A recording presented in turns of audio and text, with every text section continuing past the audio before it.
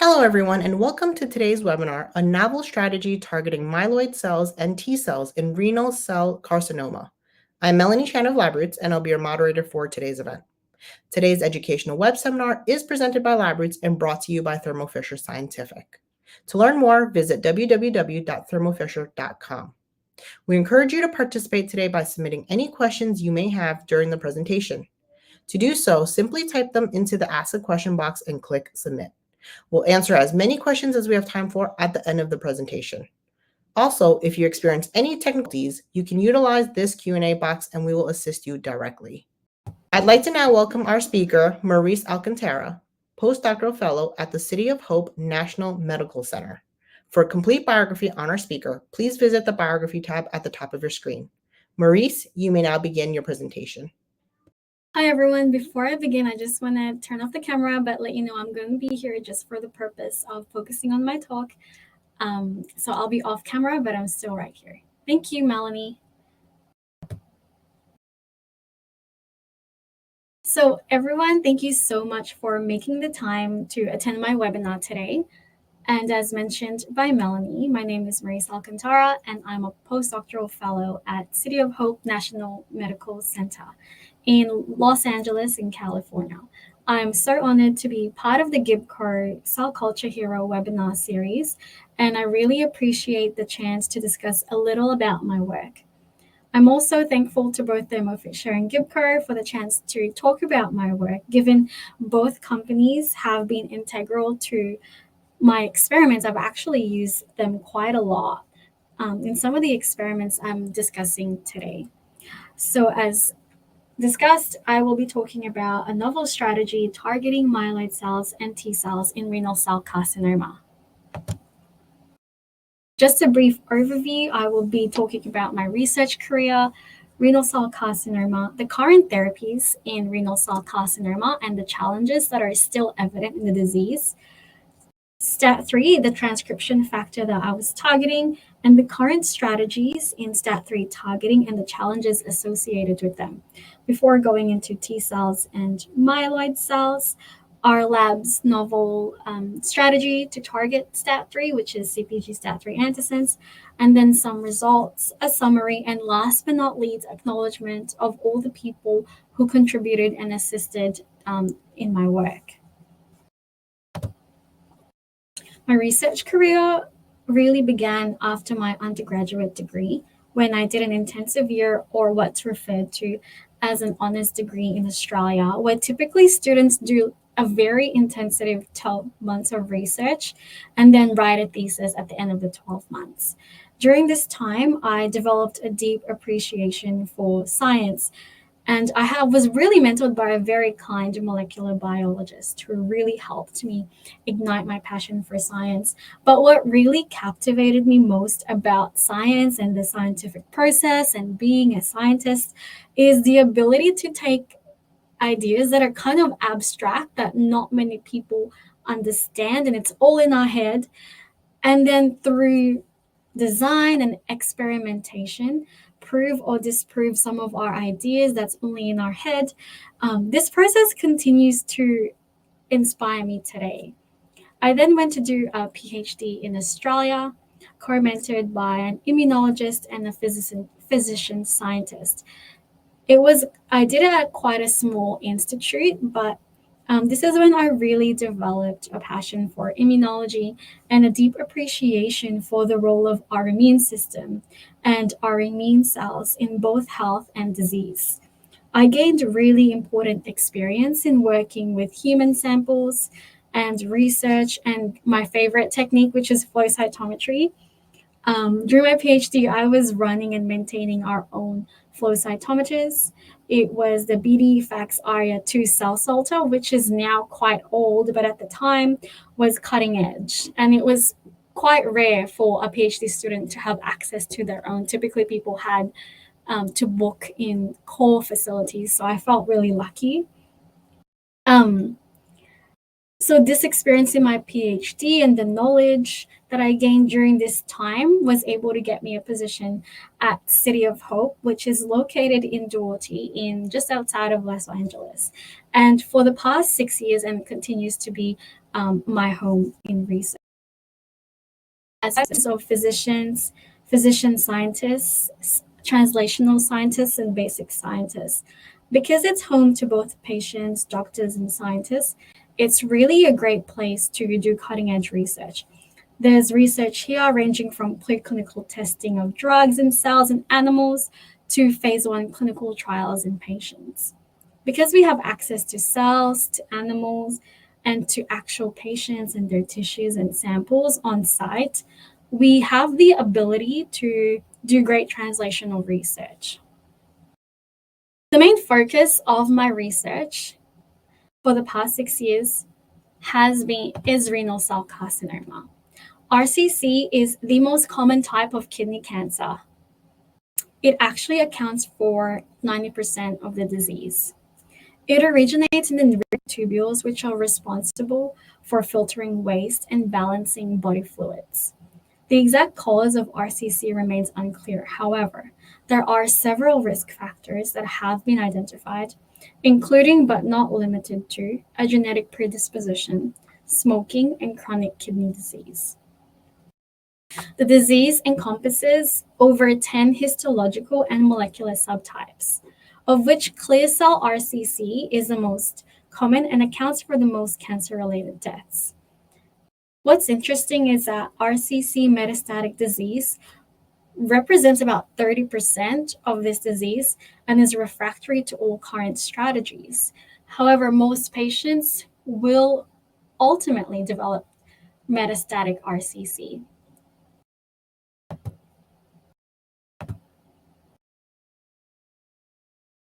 The current strategies that's utilized to treat renal cell carcinoma. So for localized disease, we can successfully manage with surgery, ablation, and active surveillance. The problem really arises when you have metastatic RCC, and about 30% of patients will develop metastatic RCC. As I said, it's refractory to conventional chemotherapy options and really requires systemic therapy that typically targets VEGF, mTOR, and recently immune checkpoint blockade has been approved in the disease. And as you can see on the right, immune checkpoint blockade has slightly improved survival in patients. However, there's still a need to improve patient survival because it's only slightly improved, and the 5-year overall survival rate for this disease still remains at approximately 30 to 40%. So this suggests that there's still a lot of room for improvement and a need for the identification and development of new therapeutic strategies and new targets. So this brings me to the immunology of renal cell carcinoma, which from my perspective is important to understand not only why patients don't respond or become refractory to treatment, but also holds the key to finding new targets and therefore new therapeutic strategies. Clear cell RCC, which is the main cancer that I focus on and most of my patient analysis is focused on, is unique in comparison to other tumors. It is responsive to immunotherapy. It has a low somatic mutational burden, and this is not associated to immunotherapy response. It has an abundance of CD8 positive T cells, but it's not actually associated with improved immunotherapeutic response. Tumors have a heterogeneous microenvironment that consists of many different cell populations consisting of myeloid cells, tumor-associated macrophages, as well as DCs and T cells. So from my perspective, new strategies need to consider targeting all of the immune cell compartments in the tumor and not just the way that it's doing it currently, which is targeting primarily only the T cells in the microenvironment. And so this brings me to talk about transcription factor STAT3, or signal transducer and activator of transcription 3. It was discovered about 30 years ago, and it is a transcription factor that was implicated in cancer inflammation. It is constitutively activated in numerous cancers, including renal cell carcinoma, and it's been established as a master regulator of tumor evasion. STAT3 is always activated in many cancers, and promotes the survival, proliferation, and proliferation of many cancers, ultimately leading to resistance to therapy. Briefly, STAT3 is activated typically by cytokines in the microenvironment. Then it is phosphorylated and translocates to the nucleus, where it then regulates gene expression and ultimately influences immune function and then tumor growth. As a result, from my perspective and our lab's perspective, targeting STAT3 may be beneficial then to improve tumor growth, promote tumor apoptosis, promote the antigen presentation of all the other cells to then support T cell function in the tumor microenvironment, and inhibit tumor promoting inflammation in the microenvironment. So there are already numerous strategies available that target STAT3. However, most options are small molecule inhibitors, which target STAT3 non-specifically. Because STAT3 is not only implicated and plays a role in cancer, but it's also important in normal immune function. This global inhibition that you can achieve with small molecule inhibitors is an ideal because it can result in immunosuppression. That's not the best strategy. In addition, STAT3 is also difficult to target because it has what's known as a lack of druggability. The lack of active sites make targeting it with small molecule inhibitors difficult, so it's not efficient. Then there's also the feedback loop and redundancy. If you're targeting it globally and unspecifically, you might activate alternative survival pathways, leading ultimately to drug resistance. And for this reason, a targeted approach to STAT3 inhibition is ideal. So this brings me to my lab's design and strategy to target this. So my PI developed a strategy where he conjugated a STAT3 antisense oligonucleotide, which silences STAT3 expression to CpG that is only internalized and recognized by toll-like receptor 9 expressing cells. This means that it's only internalized by innate immune cells, leaving the T cells out of the picture. So typically these are your myeloid cells, your dendritic cells, your macrophages, but not the T cells, which are the primary anti-tumor effector cells and the main cell types that's already being targeted by most of the drugs that's used for this disease. Our team has shown previously that this strategy is effective in inhibiting tumor growth in various mouse tumor models. However, my main focus was seeing if this can improve tumor growth in renal cell carcinoma. So this brings me to talk about some of my results. I covered previously that RCC tumors comprise of different immune cells, like lymphocytes, like T cells and B cells, and you have your myeloid cells, such as macrophages, dendritic cells, MDSCs, neutrophils, B cells, and tumors. Remember that the first line of therapy in the disease typically include immune checkpoint blockade and TKIs that primarily target the T cell compartment. So in collaboration with my colleague, we first asked the question, what are the main immune cell types that are present in patient tumors and peripheral blood? So I collaborated with my colleague, as I said, and we began analyzing patient peripheral blood and tumor match samples, single-cell RNA-seq data, and we observed that RCC patients had a lot of T cells, had a lot of NK cells, B cells, monocytes, macrophages, and dendritic cells. And interestingly, we also observed that there was a lot of overlap between patient peripheral blood and tumor, as you can see here. So tumor and peripheral blood. Because most of the current strategies are very focused on targeting only these cell types. As you can see, this suggests there's so much room to target all the other immune cells and really focus on combination therapy that targets all of these immune cells that are present in both patient peripheral blood and tumors. So I then analyzed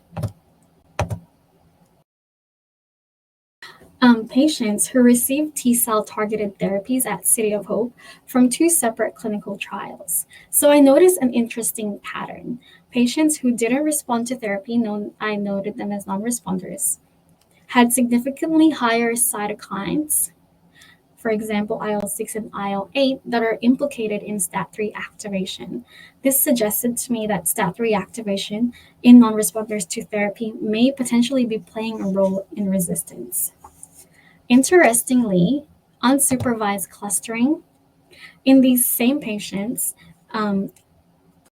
also revealed that there was STAT3 activation, as you can see in red here, between baseline and week 12 in non-responders,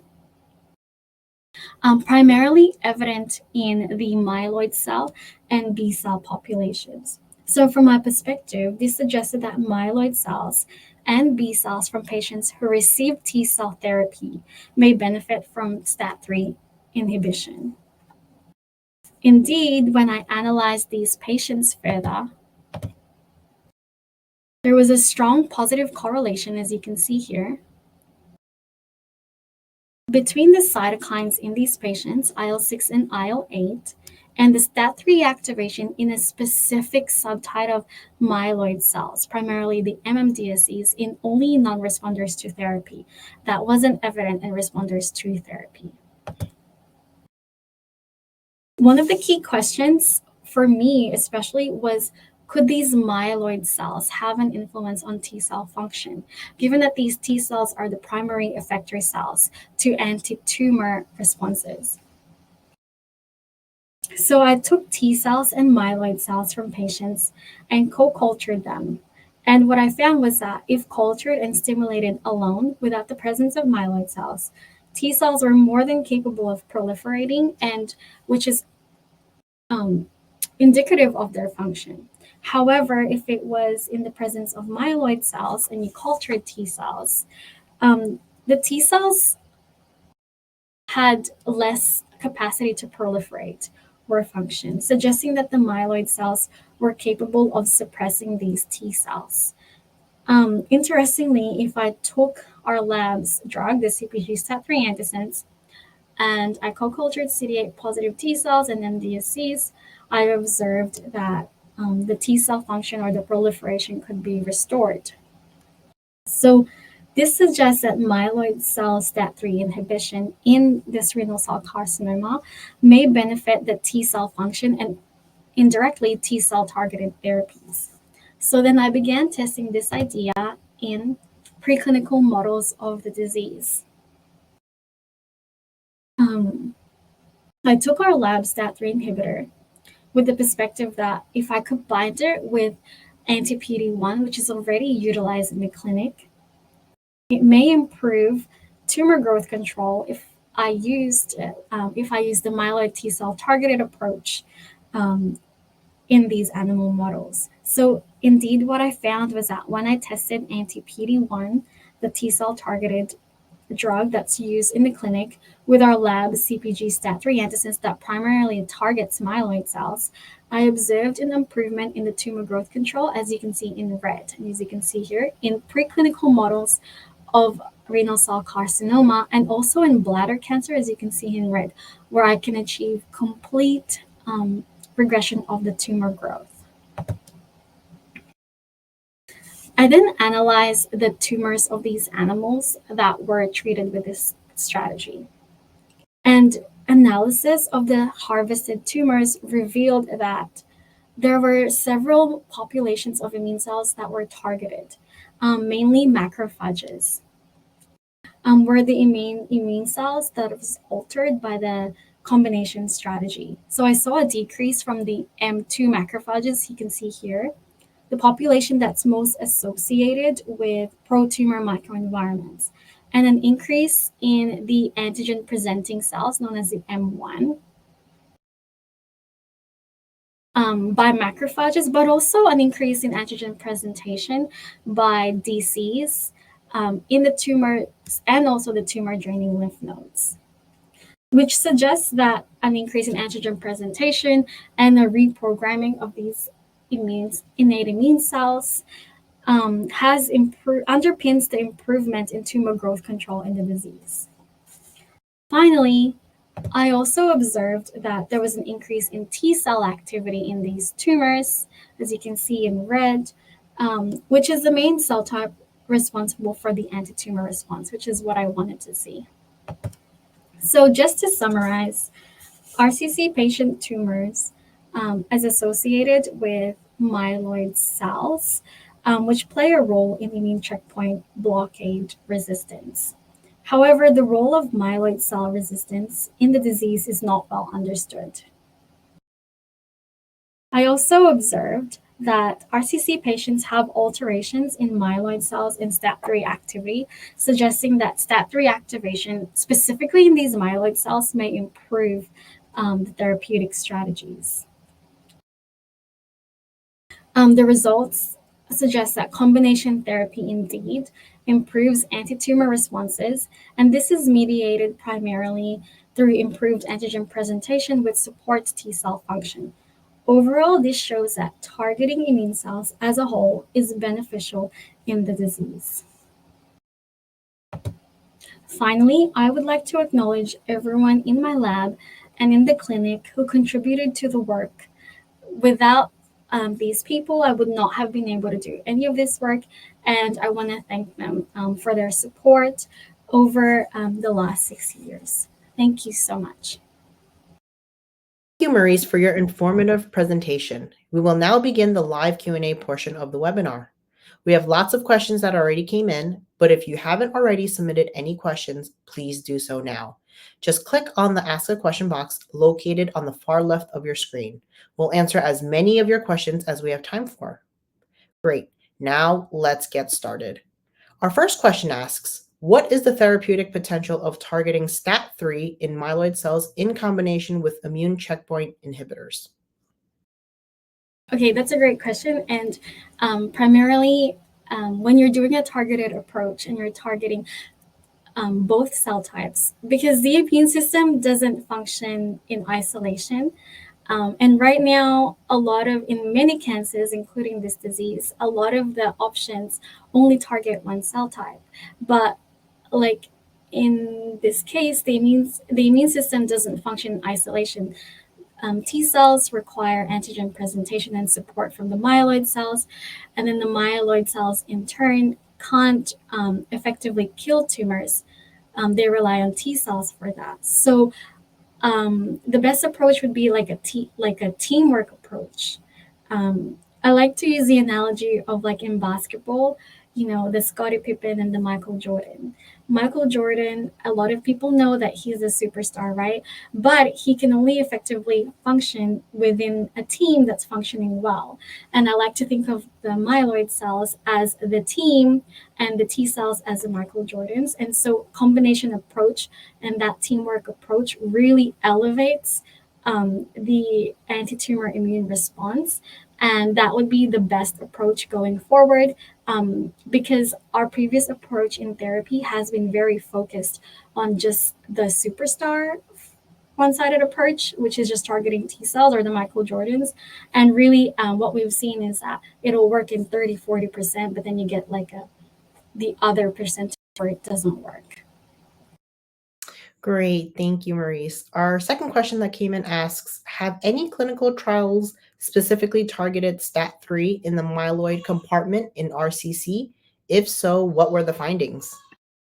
Only indirectly, like they would not specifically target it. They would indirectly target it by target something upstream or downstream. So they have already used different inhibitors, but not specific to just that population. And so they were targeting all these other different things. And so there was a lot of off-target effects, which just means like effects you don't want, essentially, and it didn't work very well. Great. Okay. The third question that came in asks, how does inhibition of STAT3 signaling impact the efficacy of existing RCC therapies like tyrosine kinase inhibitors or immunotherapies? So if we're doing a very specific approach, it should really it should really, what's the word is, like, add to it. So that's why I'm really focused on like a more targeted, because we don't want to be messing with all the other aspects of the immune response and the treatments that's currently being used. So it should really just add to it and contribute to the natural efficacy rather than overtaking it. So that's why the current like clinical trials or the other drugs that don't target it very specifically, I wouldn't use that. Yeah, because it would just hijack the entire system and override the current strategies that's already being used. So I guess that's my question. That's my answer. Okay, great. Our next question asks, are there reliable markers to distinguish STAT3 dependent from STAT3 independent suppressive myeloid populations in RCC? STAT3 dependent and STAT3 independent. There's no really, because in general, if you're getting immunosuppression, we can't really tell what pathways has been activated. We can only say, I can only say from the patients that I have analyzed that it was STAT3 dependent because I've tested it. So we can't really say it's specifically that pathway that caused why these patients didn't respond. We would have to, going forward, do a more personalized test so we can understand the pathways that's being activated in each patient. And I think cancer therapy, that will be the future of cancer therapy. But as of right now, we don't have a way of doing that.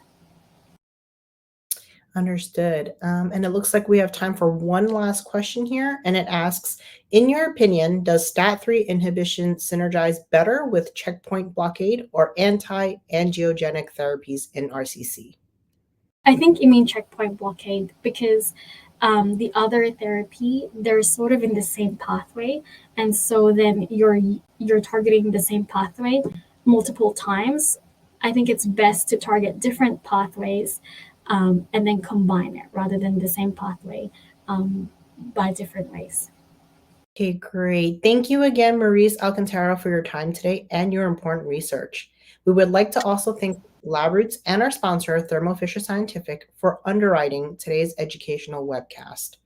Before we go, I'd like to thank the audience for joining us today and for their interesting questions. We do not have time for it today, and those submitted during the on-demand period will be addressed by the speaker via the contact information you provided at the time of registration. This webcast can be viewed on demand. LabRoots will alert you via email when it's available for replay. We encourage you to share that email with your colleagues who may have missed today's live event. Until next time, take care, everyone. Goodbye.